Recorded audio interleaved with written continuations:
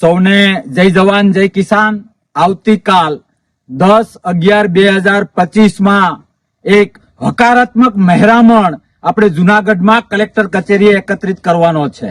મને કહેતા આનંદ થાય છે કે આ આંદોલન સંપૂર્ણ બિન રાજકીય છે અને મને ગૌરવ છે કે પરેશભાઈ ગોસ્વામી પોતે જે ખેડૂતો માટે આખી જિંદગી ખર્ચી છે અને એમનું આહવાન છે કે ખેડૂતોના જે મુખ્ય 3 પ્રશ્નો છે, એક ખેડૂતોનું પાક ધિરાણ માફ થાય, જેણે પાક ધિરાણ નથી લીધું એના ખાતામાં 3 લાખ જમા થાય, 2 19નો પાક વીમો પાસ કરીને આ સરકારે જે એની તિજોરીમાં રાખ્યો છે એ ખેડૂતના ખાતામાં પડે, અને 3 જે ટેકાના ભાવે જે 200 મણ લેવાની વાત છે, 200 મણ જે 125 મણ જાહેર કરી છે 200 મણ પ્લસ થાય, એના માટે ખૂબ ગાંધી ચિંધ્યા માર્ગે ખેડૂતો માટે જેનું જીવન સમર્પિત છે એવા પરેશભાઈ ગોસ્વામી મારા પરમ મિત્રના એક પ્રેરણા લઈને તમને સૌને હું વિનંતી કરું છું કે પોતપોતાની રાજકીય ખેસો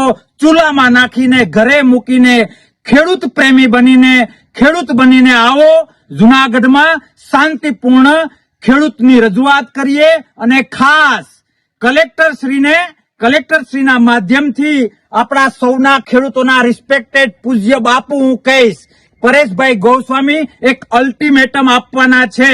જો સરકાર આ વાત નહીં સાંભળે, જો રૂલિંગ ગવર્મેન્ટ આ વાત નહીં સાંભળે તો આગામી કાર્યક્રમ લોકશાહીની સ્થાપનાથી આજ સુધી નથી થયો એવો તાકાતવાળો થશે। ખેડૂતની ભાષામાં કહું તો સરકારના પગ નીચેથી માટી સરકી જશે, એની જાહેરાત પણ થશે। આવો ખેડૂત પ્રેમીઓ, બિન રાજકીય નિસ્વાર્થી આપણો આ જે ખેડૂત હિતનું યજ્ઞ પરેશભાઈ ગોસ્વામી કરી રહ્યા છે એમાં સૌ સાથે મળીએ। હું આવું છું, તમે પણ આવો। કિસાન શક્તિ જિંદાબાદ બતાવવા માટેનો અવસર આપણે સૌ સાબિત કરીએ। જી પરેશભાઈ। ધન્યવાદ બાપુ। આમ જોવા જઈએ તો બાપુએ સંપૂર્ણ વાત કરી છે। હું ઘણા દિવસથી યુટ્યુબના માધ્યમથી અને મીડિયાના મારફતે જે આપણા સુધી માહિતી પહોંચાડી છે કે આપણા જે આ 3 મુદ્દા છે એ 3 મુદ્દા બાપુએ પણ અહીં વર્ણવ્યા છે।